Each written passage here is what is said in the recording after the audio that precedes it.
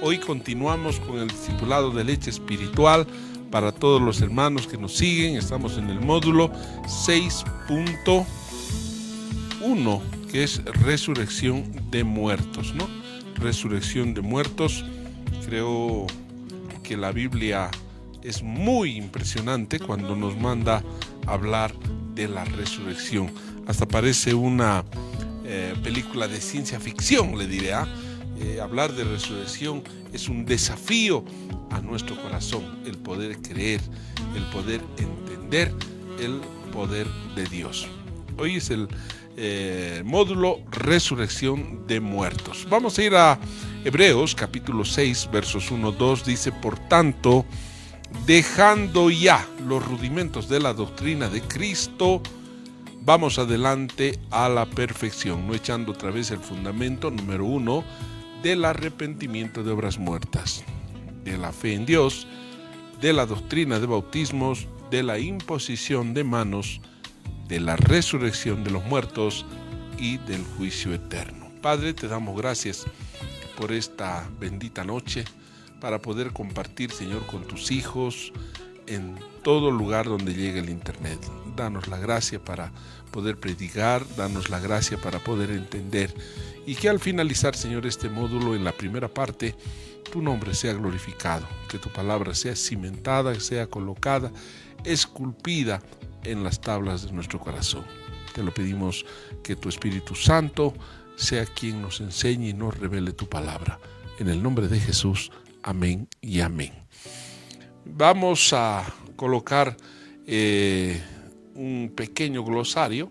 Vamos a hablar inicialmente que Jesús murió. Vamos a hablar que Jesús resucitó, el poder que tiene Dios en la resurrección, y terminaremos esta noche hablando las líneas generales de la resurrección. Marcos capítulo 8, 31, Jesús murió.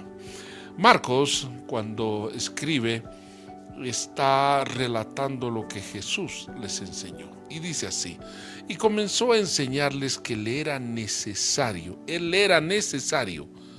que el Hijo del Hombre tenía que padecer mucho, ser desechado por los ancianos, por los principales sacerdotes, por los escribas, y ser muerto, y resucitar después de 3 días. Mire, era necesario, dice la Biblia, y esta palabra deberíamos remarcarla, ¿no? Era necesario. ¿Por qué era necesario? Porque Jesús iba a pagar una deuda que no era de él. Él tenía que pagar una deuda de toda la humanidad. Él, siendo santo, él siendo justo, tenía que pagar una deuda que no era de él. Como en la figura del cordero, en la ley el cordero físico, el animal, tenía que matarse y tenía que entrarse con esa sangre al lugar santísimo para el perdón de los pecados.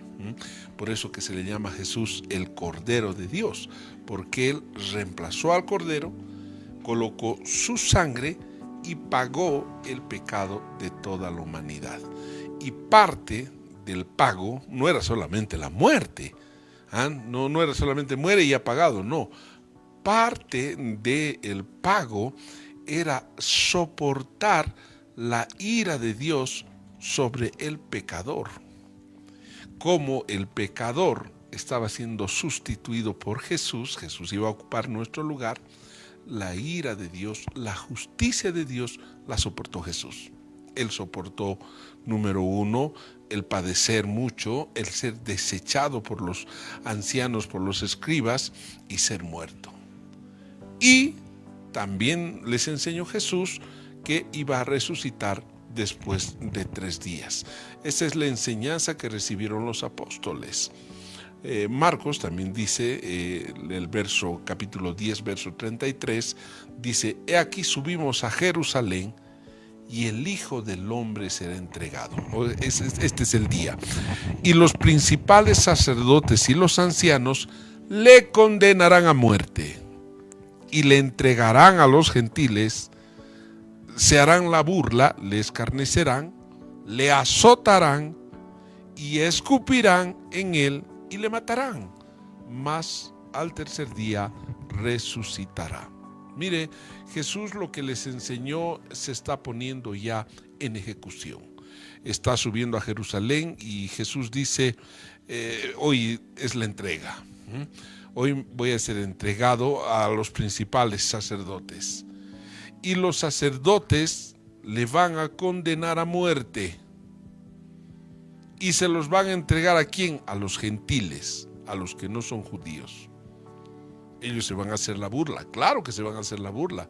Lo van a vestir como a rey a Jesús, le van a colocar una corona de espinas, le van a colocar un manto, y el romano le va a escupir en la cara, lo va a puñetear y lo va a azotar a Jesús. Por eso dice, y le escarnecerán, le azotarán y después le escupirán en la cara. Estas tres grandes acciones en contra de la humanidad de Jesús, Él lo enseñó, lo está repitiendo que ha llegado la hora, Él lo hizo y Él murió y resucitó. Eso lo hizo por amor a la humanidad, ¿eh? Entonces no podríamos nosotros enojarnos, molestarnos, resentirnos si algún hijo de vecino nos insulta o habla mal de nosotros o por último nos escupe o nos maldice o nos golpea a causa del nombre de Jesús. Si vamos a estar en su reino, dice la Biblia, también vamos a pasar estas aflicciones. Entonces es muy importante que la enseñanza de Jesús está radicando en el amor que Él tuvo por todo el mundo para dar su vida, para dar su sangre en rescate de la nuestra. Él iba a recuperar todo lo que había perdido Adán el día en que pecó. Él iba a rescatar todo aquello que se había perdido. Entonces iba a haber un cambio de simiente para los que creyeran en Él. Esa simiente contaminada, esa simiente pecaminosa, caída de Adán, tenía que ser cambiada por la nueva simiente, la de Jesucristo, a partir de su muerte, ¿no? Entonces, Jesucristo está con todo eso en la cabeza. Él ha enseñado antes, durante y después de la resurrección que lo que Él está enseñando va a cambiar en un nuevo pacto. Él está marcando el tiempo. Nótese que Él ha venido en plena ley. Él ha vivido la ley, no la ha abrogado. Él tenía que vivir la ley. Bajo la ley, Él tenía que ser hallado justo. El único que tenía que cumplir toda la ley era Jesús. Entonces Jesús vino a cumplir toda la ley y todo lo que está escrito de Él en la ley, en los profetas, en los salmos. Su trabajo era bastante exquisito en el cumplimiento de la palabra, ¿no? Jesús no vino a vacacionar y Jesús vacacionó, no estaba escrito que Él iba a vacacionar. Entonces Él no fue a vacacionar porque no estaba escrito vacacionar, por darle un ejemplo un poquito jocoso. Pero lo que Él estaba, que iba a padecer, que Él iba a sufrir, que iba a ser entregado, que se le iba a dar vinagre, etcétera, etcétera, etcétera, etcétera, tenía que cumplirse. Nótese que el Antiguo Testamento, hablo de la ley de Moisés con los 5 libros, hablo de los profetas, tanto los menores como los mayores, como lo hemos clasificado, hablo de los salmos, que están ahí, los libros de Job también, y Cantar de los Cantares. En los salmos está escrito de Jesús y tenía que cumplirse absolutamente todo lo que está escrito de Jesús. Entonces Él tenía que cumplirlo no en el nuevo pacto, sino tenía que cumplirlo en el antiguo pacto. ¿Por qué? Porque ni una jota ni una tilde tenía que pasar. Podía pasar el cielo, pero no podía dejarse de cumplir lo que está escrito referente a Jesús. Y eso tenemos que tenerlo claro en nuestro corazón. Jesús resucitó. Claro que Jesús resucitó. Mateo capítulo 5, verso 17. Está hablando Jesús y dice así: no penséis que he venido a abrogar la ley o los profetas. Está hablando Jesús está él todavía vivito, él está viviendo la ley y dice, no he venido a abrogar la ley, sino he venido a cumplir la ley, ¿no?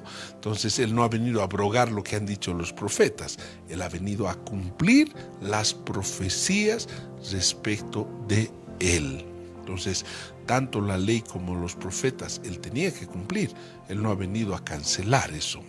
Verso 18 dice, porque de cierto os digo que hasta que pasen el cielo y la tierra, ni una jota ni una tilde pasarán de la ley.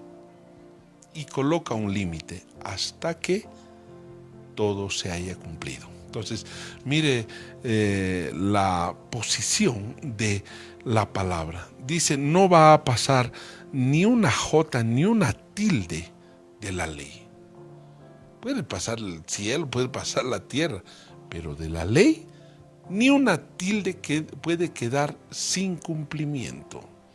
Por eso que le coloca la palabra, hasta que todo se haya cumplido. Entonces, para que pase la ley, tiene que cumplirse todo lo que está escrito y además cumplirse. Entonces Jesús dice, yo no he venido a abrogar la ley, he venido a cumplir la ley, no he venido a abrogar los profetas, he venido a cumplir las profecías. Puede pasar el cielo, puede pasar la tierra, pero ni una tilde ni una jota va a pasar hasta que todo se haya cumplido. Entonces no podía decir Jesús, está cumplido, si todavía faltaba algo para cumplimiento. No podía decir consumado es cuando faltase alguna profecía escrita en los profetas o en la ley o en los salmos. O sea, mire, el conocimiento como hombre, Jesús tuvo que entender perfectamente la ley, entendía perfectamente cuál era su rol, y él, si me permite la figura, estaba tiqueando todo lo que tenía que cumplir. Desde sus 12 años, cuando abrió el libro de la ley, cuando él nació, cuando todo, absolutamente todo, tenía que cumplirlo. Y ese es la exquisitez de la Biblia. Entonces no es un libro más que lo ha escrito un hombre o varios hombres, no.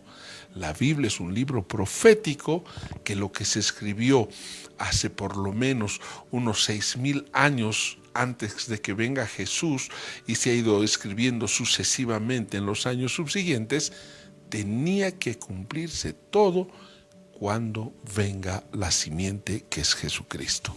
Entonces, si alguien quiere ver la validez de la Biblia, mire la palabra profética y su cumplimiento con Jesús. Ahí va a quedar usted anonadado, va a quedar sorprendido de la escritura que hicieron hombres, ciertamente, que tienen una distancia cronológica muy grande entre autor y autor de cada libro, pero el mensaje es único, el mensaje es verdadero y el cumplimiento en el nuevo pacto es asombrosamente exacto. Entonces, por eso es que este es un libro que no lo ha escrito un hombre, lo ha escrito Dios por su Espíritu a través de varios hombres. Entonces, hasta que todo se haya cumplido, o sea, tenía que cumplirse todo para que la ley sea colocada a un alto, ¿no? Hasta que todo se haya cumplido. Juan capítulo 19, 28 dice con mucha más claridad lo que acabo de explicar. Dice, después de esto, sabiendo Jesús que ya todo estaba consumado. Jesús hizo el checklist, dijo, he cumplido todo, me han azotado, me han colocado coronas, me han hecho la burla, sí, me han azotado, estaba haciendo el checklist de todo lo que tenía que cumplir.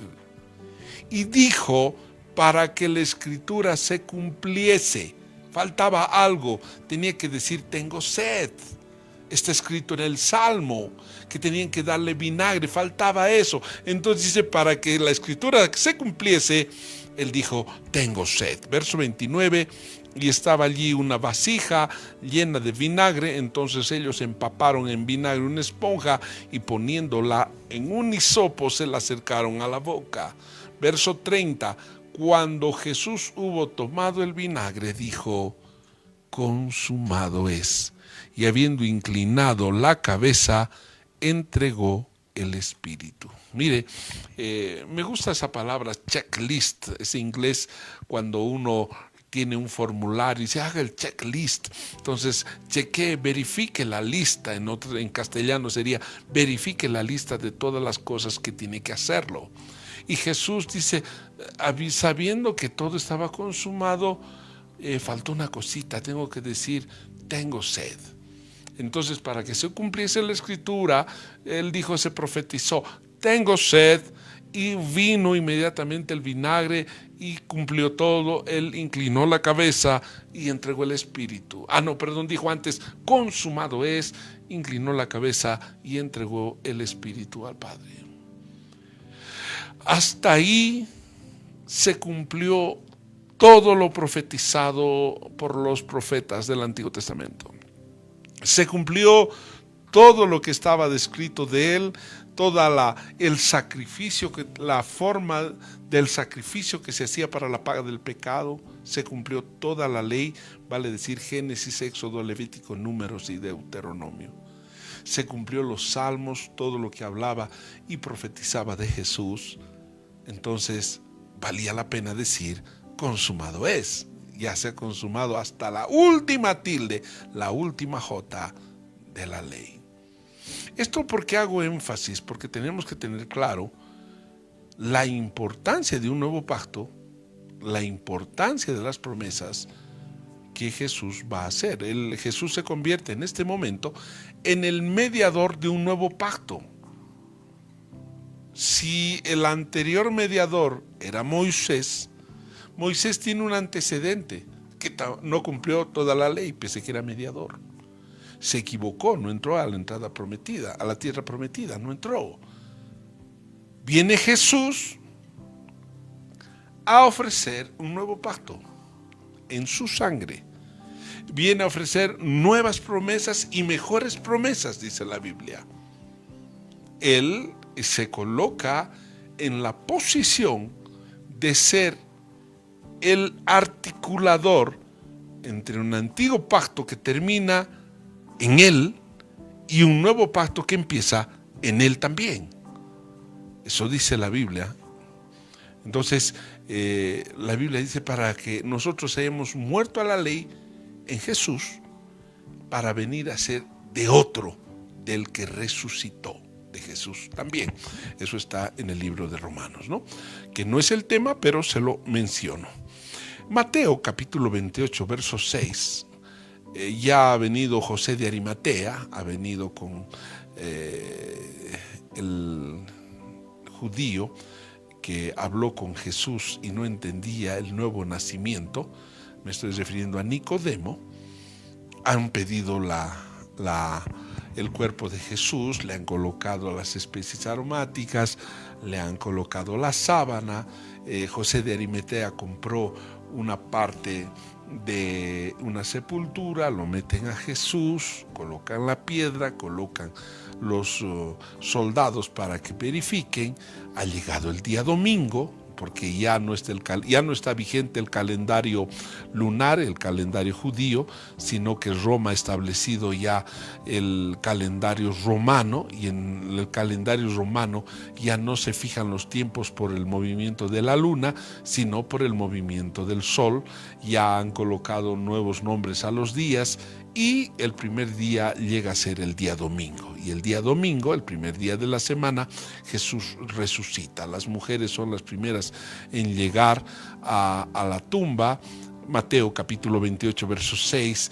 Y los ángeles dice, no está aquí, pues ha resucitado, como dijo, venid, ved el lugar donde fue puesto el Señor. E id pronto y decid a sus discípulos, que ha resucitado de los muertos, y he aquí, escuche, va delante de vosotros a Galilea, allí le veréis, he aquí os lo he dicho. Las mujeres son sorprendidas por los ángeles. Ellas fueron a ver a Jesús porque había pasado el Sabbat, había un día de reposo. Ellas estaban ansiosas de ir a ver cómo estaba Jesús. Me imagino que ellas también se habían noticiado que iba a resucitar conforme la enseñanza que dio Jesús, y ellas van. Y cuando van se sorprenden porque dice, esa que ha resucitado no está aquí Jesús, mira, no está aquí Jesús. Más bien díganles a sus discípulos que Él va delante de vosotros a Galilea. Este es un tema, es una prédica que algún domingo lo lancé, vamos a Galilea. Jesús había ordenado, estando vivo, que la cita era en Galilea. Él había ordenado que tenían que estar en Galilea. Y los apóstoles sabían perfectamente que después del tercer día la cita era en Galilea, ¿no? Algunos no entendieron y se fueron a Emaús, a otro lado. Y en Emaús se encontraron con Jesús, pero no pasó más de una charla y sorprenderse de que era Jesús, y Jesús desaparece porque no quería hablar con ellos, porque no era el lugar donde tenían que estar charlando. El lugar era en Galilea, y es así que se miran en Galilea, y uno se pregunta, ¿por qué en Galilea? ¿No? Galilea es un lugar, es un monte, está cerca del lago, bueno, el mar de Galilea. Ahí es donde estaban muchos discípulos que llamó Jesús. Es un lugar bastante hermoso, es lleno de vid, lleno de mucha planta de la vid, y él los cita en el monte de allá en Galilea, ¿no? A Jesús le llamaban el Galileo, y ahí es donde se encuentra. Lucas capítulo 24, verso 44, y les dijo, Jesús les está hablando, él ya se ha encontrado en Galilea. Ahí le mostró Jesús las manos a sus discípulos, le pidió a su discípulo Tomás que meta la mano, y después de mostrarse y reprocharle la incredulidad al que no creía, les dijo, verso 44, estas son las palabras que os hablé estando aún con vosotros, que era necesario. Por favor, repita la palabra necesario. Que era necesario que se cumpliese todo lo que está escrito de mí en la ley de Moisés, en los profetas y en los salmos. Voy a leer nuevamente esta última palabra más lentamente, de tal manera que podamos comprender que era necesario que se cumpliese todo lo que está escrito de mí, número 1, en la ley de Moisés, número 2, en los profetas, y número 3, en los salmos. Verso 45, mire el énfasis. Entonces les abrió el entendimiento para que comprendiesen las escrituras. Entonces les abrió el entendimiento para que comprendiesen las escrituras. Mire, es importante este punto, tan importante porque en Galilea también se da la gran comisión. En Galilea los discípulos, después de esta charla, van a recibir la gran comisión. Es en este lugar donde se generan, y los 4 evangelios hablan de la gran comisión. Ahí les da el encargo, la misión a los apóstoles y a toda la iglesia de Jesucristo hasta estos días. Pero antes de la gran comisión hay un evento de que tiene que abrirse el entendimiento de las escrituras. Tiene que haber un cambio en la cabeza del nuevo pacto. Y eso es lo que no ha ocurrido en la totalidad de la iglesia. Alguna parte del cuerpo de Cristo todavía está con la mente en el antiguo pacto. Y al estar con la mente en el antiguo pacto y sirviendo en el nuevo pacto, viene una confusión muy grande, muy grande. Le voy a dar algunos ejemplos. Ejemplo número 1 es sobre las fiestas judías. Las fiestas judías fueron establecidas y colocadas en el libro levítico. Fue dado para un sacerdocio levítico como una figura y una sombra de Jesucristo. Si usted me dice, hoy no se guardan las fiestas judías, las fiestas que el Señor estableció, se guardan totalmente, es a perpetuidad. Pero no se la guarda con el ritual del sacerdocio levítico. La Pascua fue ordenada para un sacerdocio levítico que tenía toda una ceremonia. Ha sido una figura, ha sido una sombra, que hoy en día ya no utilizamos al Cordero, ya no utilizamos el altar del sacrificio, ya no lo utilizamos, porque ha sido sustituido por Jesucristo. Y Jesucristo se constituye en nuestra Pascua. Y así podemos hablar de todas las fiestas establecidas por Dios. Estas fiestas se llevaban a cabo una vez al año. Hoy en día las fiestas las celebramos cada que nos reunimos como iglesia. En cada reunión hay Pentecostés, en cada reunión hay Pascua, en cada reunión hay panes sin levadura, etcétera, etcétera. ¿Por qué? Porque podemos en el nuevo pacto disfrutar de estas fiestas continuamente cada que nos reunamos. Entonces, entender eso, se necesita abrir el entendimiento. Los que leen Moisés todavía tienen el velo, dice la Biblia, en el corazón. Quieren todavía circuncidarse. Quieren todavía guardar el día de reposo. Mire, vamos a tocar el día de reposo. No se va a molestar en lo que le voy a decir. Muchos que leen Moisés quieren guardar el día de reposo y lo están guardando.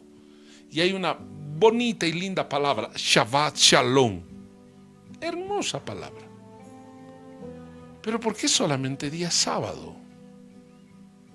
¿Por qué no todos los días? Es que el Señor ha constituido el día sábado, correcto, el último día, el séptimo. Pero voy a hacer dos preguntas. La primera, guardar el sábado, la Biblia dice que es señal de guardar el primer pacto. ¿Quiénes guardaban el día sábado? Eso tenemos que preguntar. La segunda, solamente guardaba el pueblo. La Biblia dice que los sacerdotes profanaban el día de reposo y eran sin culpa. En el día de reposo, los sacerdotes tenían que sacrificar, tenían que trabajar. El pueblo que no era sacerdote tenía que guardar el día sábado. En el nuevo pacto, nosotros, toda la iglesia, somos reyes y somos sacerdotes. Y en nuestro cuerpo estamos sirviendo en el templo de Dios 24 horas, 7 días de la semana. Si no guardamos el sábado, somos sin culpa, como eran sin culpa los sacerdotes del antiguo pacto. Entonces la cosa tenía que cambiar el entendimiento.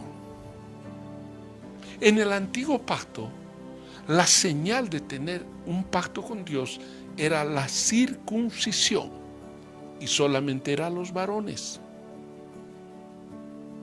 Hoy en día, en el nuevo pacto, la circuncisión ya no es en el miembro masculino del varón.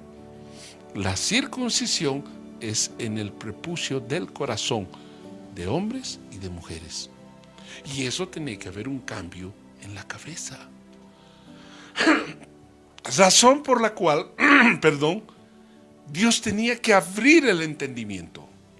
La mujer en el antiguo pacto no podía ser sacerdotisa por causa de su menstruación, no podía entrar al lugar santo, peor al lugar santísimo. Hoy en día, la mujer ha sido nombrada coheredera de la gracia. Es reina y sacerdote, es templo, para ella es la gran comisión. Ella tiene que predicar, tiene que hacer discípulos, tiene que bautizar, tiene que enseñar todas las cosas, la gran comisión. Pero si el entendimiento no está abierto, ¿dónde dice que es pastora? Es una pregunta absurda.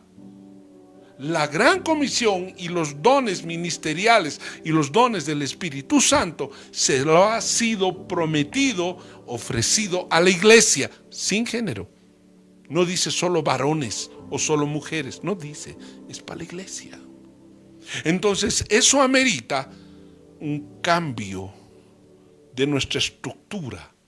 Para eso tuvo que Dios llevarlo a Pablo, enseñarle a Pablo y escriba el libro más espectacular en referido a este punto, el libro de los Hebreos, a los Hebreos, para que se les cambie la mente. Entonces es un absurdo en este momento querer en el nuevo pacto guardar la ley por dos razones. Una, que no lo va a lograr. Estadísticamente, el único que guardó la ley fue Jesús. El resto se aplazó. Y si usted quiere guardar la ley, él se va a aplazar también. Segundo, que ya ha sido consumado.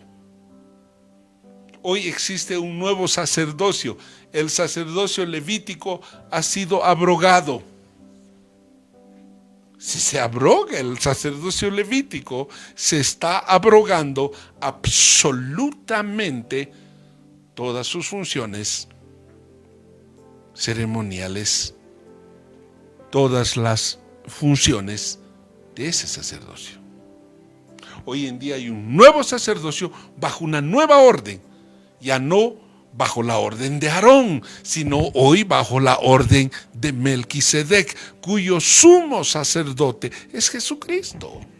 Entonces ese cambio de mente tenía que ocurrir en Galilea. La cita era ahí, Jesús ha resucitado, tenían que reunirse ahí, y después de que les dice: se ha cumplido toda la ley, muchachos, se ha cumplido todo lo que dicen los profetas, se ha cumplido todo lo que dice en Salmos, entonces hoy tengo que abrirles el entendimiento.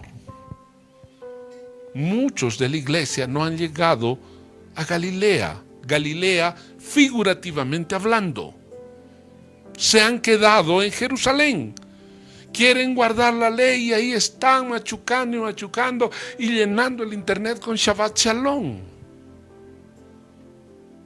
Porque no llegaron a Galilea, no llegaron al cambio de la mente, a abrir el entendimiento a las Escrituras. Y eso tiene que tenerlo usted muy claro. Entonces, verso 45 dice: les abrió el entendimiento para que comprendiesen las Escrituras. El poder de Dios en la resurrección. La pregunta es: ¿quién resucitó a Jesús? ¿Fue el Padre? ¿Fue él mismo, el Hijo? ¿O fue el Espíritu Santo? ¿O fueron los tres? Hechos capítulo 5 verso 29 dice la Biblia: respondió Pedro a los apóstoles. Dijeron: es necesario obedecer a Dios antes que a los hombres. Escuche, el Dios de nuestros padres levantó a Jesús, a quien vosotros matasteis colgándole en un madero. A la primera pregunta, es decir, ¿quién resucitó a Jesús? Creo que la palabra correcta es su Padre. Jesús fue levantado por su Padre. El Dios de nuestros padres levantó a Jesús. Respuesta correcta. Hechos capítulo 13 verso 29. Dice la Biblia: y habiendo cumplido, escuche, está hablando de Jesús, y habiendo cumplido todas las cosas que de él estaban escritas, quitándolo del madero, lo pusieron en el sepulcro. Mas Dios le levantó de los muertos, y él se apareció durante muchos días a los que habían subido juntamente con él de Galilea a Jerusalén, los cuales ahora son sus testigos ante el pueblo. La pregunta es: ¿quién levantó a Jesús? La respuesta correcta, número 1, es Dios Padre lo levantó a Jesús. Jesús, después de que resucitó, estuvo 40 días caminando con ellos. Y la orden en Galilea era: vuelvan a Jerusalén hasta que sean revestidos de poder. Les está diciendo que debían volver ellos a Jerusalén, quedarse en Jerusalén hasta que sean revestidos de poder. Jesús había colocado su vida y Dios Padre lo ha levantado. Segunda respuesta, Juan capítulo 10, verso 17. Jesús dice: por eso me ama el Padre, porque yo pongo mi vida para volverla a tomar. Nadie me la quita, sino que yo de mí mismo la pongo. Tengo poder para ponerla y tengo poder para volverla a tomar. Este mandamiento recibí de mi Padre. Pregunta: ¿quién resucitó a Jesús? Él mismo se levantó. Él tiene poder para poner su vida y para volverla a tomar. Respuesta correcta. Y si alguien dice el Padre y el Hijo, respuesta correcta. Hay más acá, dice: nadie me la quita. Los satanistas se equivocaron al decir: nosotros hemos matado a Jesús. Falso. Jesús colocó su vida, nadie la quita, Él la puso. Y tiene poder para ponerla y tiene poder para volverla a tomar. Respuesta segunda correcta, el Hijo. Tercera respuesta, Romanos 8:11. Dice: y si el Espíritu de aquel que levantó de los muertos a Jesús mora en vosotros, el que levantó de los muertos a Cristo Jesús vivificará también vuestros cuerpos mortales por su Espíritu que mora en vosotros. ¿Quién levantó de los muertos a Jesús? Si alguien dice el Espíritu Santo, respuesta correcta. En otras palabras, ¿quién levantó a Jesús? Fue el Padre, el Hijo y el Espíritu Santo. Los tres son uno. Es un misterio que en nuestra cabeza nos cuesta entender. Pero alguien dirá: pero en la Biblia no dice Trinidad. No dice pues Trinidad. Pero sí dice que hay Padre, Hijo y el Espíritu Santo, y que los tres son uno plural. Hay uno singular y hay uno plural. Uno singular soy yo. Uno singular. El uno plural dice el Bolívar. El equipo de fútbol Bolívar no es uno singular. Son muchos jugadores que hacen un equipo. Y ese un plural es el que utiliza el hebreo al decir el Padre y el Hijo uno es. Pero es uno no singular, sino plural. Otro día hablamos al respecto, pero se lo paso para que usted se abra el entendimiento y podamos en otro día hablar sobre el Dios Trino. Entonces, mire, el gran evento mundial certifica que Jesús ha resucitado. Y no ha resucitado en la manera o en el cuerpo que ha muerto. Murió en un cuerpo y resucitó en otro cuerpo. Me explico. Él murió en su cuerpo carnal de carne y hueso y resucitó en un cuerpo glorificado. Hubo una transformación. Esa parte tenemos que entenderla con una mente renovada. Hay muchos que mueren, que tienen catalepsia, se para su cuerpo un día, a veces 2 días, y vuelve a funcionar el corazón y dice: ¿ha resucitado? Claro que ha resucitado, pero de cuerpo natural a cuerpo natural no más. No ha habido gran cosa. Pero en la muerte de Jesús hay una transformación, ¿no? Donde ya las leyes que han sido colocadas sobre el planeta Tierra no le rigen. Ejemplo, la ley de la gravedad ya no le rige, ¿no? Y muchas otras leyes ya no le rigen, ¿no? Las leyes de Newton, ninguna.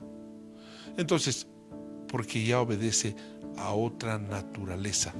La Biblia dice que hay cuerpos celestiales y cuerpos animales, cuerpos espirituales y cuerpos animales, dice la Biblia en 1 Corintios 15. Entonces tenemos que ver esa parte. Segunda parte que tenemos que hacer énfasis en la resurrección de Jesús. Marca que nuestra fe está fundamentada en la resurrección de Jesús.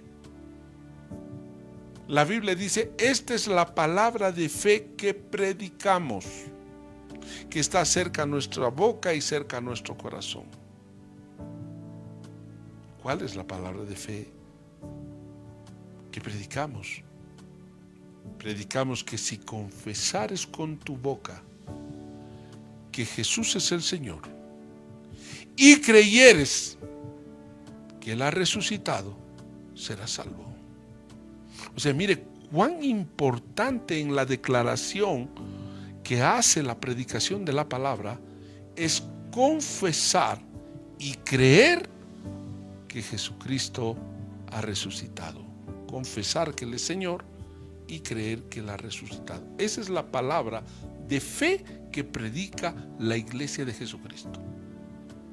Entonces, nótese que la resurrección es tan vital que en el bautismo en aguas, el momento que nos colocan dentro del agua, creemos en la muerte de Jesús, porque somos sepultados por las aguas del bautismo. Y cuando salimos de las aguas, creemos en la resurrección de Jesús. Es una manifestación pública de fe en la cual confesamos nuestros pecados, nos arrepentimos y creemos en la muerte y en la resurrección de Jesús. Entonces, la resurrección de Jesús marca el pilar, la fuente o la piedra fundamental de nuestra fe es la resurrección de Jesucristo, porque Él ha vencido a la muerte. Entonces, Corintios capítulo 15, verso 14, hay una condicionante, que si Cristo resucitó, también nosotros resucitaremos. Y si nosotros decimos que no vamos a resucitar, entonces estamos diciendo que Jesús no resucitó. Si Cristo no resucitó, entonces vana es nuestra fe. Y si Cristo no resucitó, 1 Corintios 15, 14, y si Cristo no resucitó, vana es entonces nuestra predicación, vana es también vuestra fe. Y somos hallados falsos testigos de Dios, porque hemos testificado de Dios que Él resucitó a Cristo, el cual no resucitó, si en verdad los muertos no resucitan. Porque si los muertos no resucitan, tampoco Cristo resucitó. Y si Cristo no resucitó, vuestra fe es vana, aún estáis en vuestros pecados. Mire, esta es una parte muy, muy fundamental. La Biblia dice que los que creemos en Jesús, si morimos, seremos resucitados. Si a algún ciudadano del mundo se le ocurre decir, no hay resurrección, uno va al cementerio y ahí muere y ahí terminó sus días, está diciendo, yo no creo que Jesús resucitó. Son una condición de que si Jesucristo resucitó, nosotros también resucitaremos. ¿Por qué? Porque Él es la cabeza y nosotros, la iglesia, somos su cuerpo. Entonces no puede haber resurrección de la cabeza y el cuerpo que no resucite. Es una condicionante indivisible. Si Él resucitó, nosotros también resucitaremos. Si Él no resucitó, nosotros no vamos a resucitar. Y si decimos que nosotros no vamos a resucitar, estamos diciendo que Jesús nunca resucitó. Esa es la garantía de que nosotros vamos a resucitar. Jesús resucitó al tercer día. La iglesia también resucitará al tercer día. Y eso lo vamos a hablar más adelante. Pero ya se lo estoy colocando como algo que vamos a hablar más allá. Entonces, la resurrección es fundamental. Si nosotros dudamos de la resurrección, es que todavía no ha venido el Mesías. Seguimos en nuestros delitos y pecados. Pero Jesús resucitó. La promesa de la resurrección. Jesús prometió la resurrección, claro que sí. Juan capítulo 6, verso 54, dice: el que come mi carne y bebe mi sangre tiene vida eterna, y yo le resucitaré en el día postrero, porque mi carne es verdadera comida y mi sangre es verdadera bebida. Nótese que Jesús utilizó dos elementos para enseñarnos este versículo. Utilizó el pan: este es mi cuerpo que por vosotros es partido. Y enseñó con el vino: esta es mi sangre del nuevo pacto para perdón de pecados. Entonces, el comer el pan es el comer todos los días el pan nuestro, y el pan nuestro de cada día es su palabra. Y si usted lee todos los días la Biblia, tiene el 50% de ser salvo, de tener la vida eterna, porque el otro 50% es su sangre. Su sangre refleja un pacto entre Jesús y la iglesia. Representa un pacto en el cual se perdona los pecados de la humanidad. La ley de Dios dice: sin derramamiento de sangre no hay remisión de pecados. Entonces Jesús tenía que derramar su sangre para remitir, para recaudar, para, redimir nuestras vidas, porque estábamos condenados a muerte. Entonces, beber de su sangre es beber de su pacto, de sus promesas de pacto. Y una de las más grandes promesas que tiene es que Él iba a dar a todos los que creyesen su espíritu. No puede existir, puede, no debería existir un creyente que no tenga el Espíritu Santo en su vida. No debería existir, porque es parte del pacto, es parte de la promesa del pacto. Y los dones espirituales deberían fluir, el don que usted guste, porque es parte de la promesa del nuevo pacto. Sigamos. La Biblia nos muestra en 2 de Corintios 4:13: pero teniendo el mismo espíritu de fe, conforme a lo que está escrito, creí, por lo cual hablé. Nosotros también creemos, por lo cual también hablamos, sabiendo que resucitó al Señor Jesús, que el que resucitó al Señor Jesús, a nosotros también nos resucitará con Jesús y nos presentará juntamente con vosotros. También, si Dios resucitó a Jesús, también nos resucitará a nosotros con Jesús. En otras palabras, Jesús es nuestro hermano mayor. Nosotros somos coherederos juntamente con Jesús.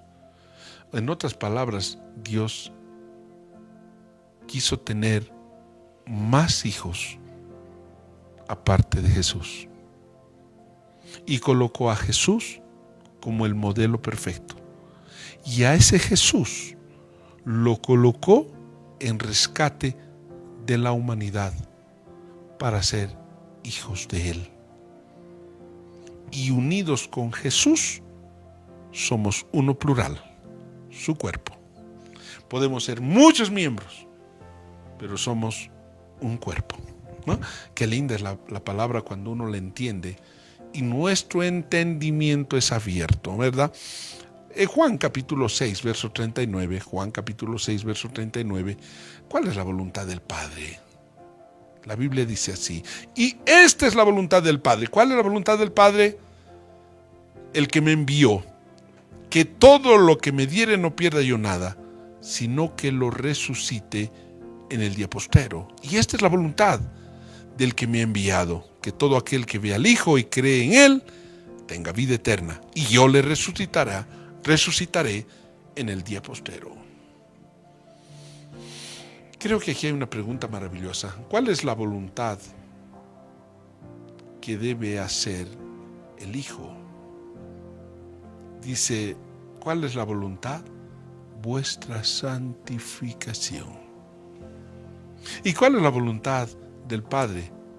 Que Jesús nos resucite en el día postrero. O sea, está en su anhelo de Dios, está en el corazón de Dios, que en el día postrero tú y yo seamos resucitados por Jesús. Él vendrá desde el tercer cielo a resucitarnos. Y si Él va a venir a resucitarnos, nosotros tenemos que cumplir la otra parte. ¿Y cuál es la voluntad del Padre? Vuestra santificación, apartados del mal. Sigamos, 2 Corintios 4:13, dice la palabra del Señor, pero teniendo el mismo espíritu de fe. Perdón, eso ya lo leímos. Juan capítulo 6, verso 39. También lo leímos, perdón. Quiero enseñarles un gráfico donde mira la palabra Jesús. Jesús tiene una muerte, no sé si pueden colocármelo con el punterito. Jesús está en el Gólgota, muere y resucita al tercer día. Eso fue la línea roja con Jesús. Estamos en el año 2020. Un poquito más allá, un poquito más acá, no lo sabemos el día ni la hora. Vendrá Jesús con todos los que han muerto creyendo en Él. Ahí en la parte verde vendrá, y las almas de los hombres que hayan creído en Jesús llegarán hasta el planeta Tierra, tomarán sus cuerpos, se pararán y subirán. Y Jesús lo esperaremos en el aire. A eso la Biblia lo llama el arrebatamiento, el rapto. Y esto va a suceder en un momento que lo vamos a hablar la próxima clase. Entonces, la pregunta que nace al ver este cuadro es ¿cuándo va a suceder esto? ¿Qué señales tendremos para decir que ya estamos próximos a este día? ¿Cómo va a ser? ¿Cómo va a ser?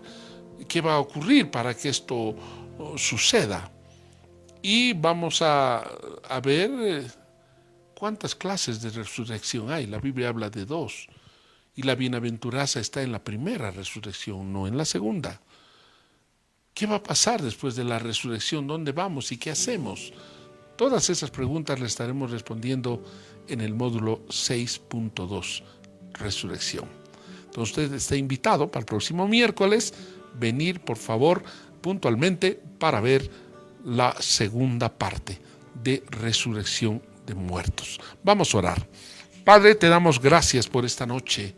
Te alabo y te bendigo por todo este cúmulo de conocimientos que derramas sobre cada uno de nosotros. Gracias, Padre, por abrir nuestro entendimiento y entender, Señor, un nuevo pacto en tu sangre, un nuevo pacto en Jesucristo. Gracias, Padre, por darnos, Señor, ese entendimiento. Te pido para que cada uno de los que veamos este mensaje podamos nosotros ser abiertos en nuestro entendimiento para discernir el mensaje de tu palabra.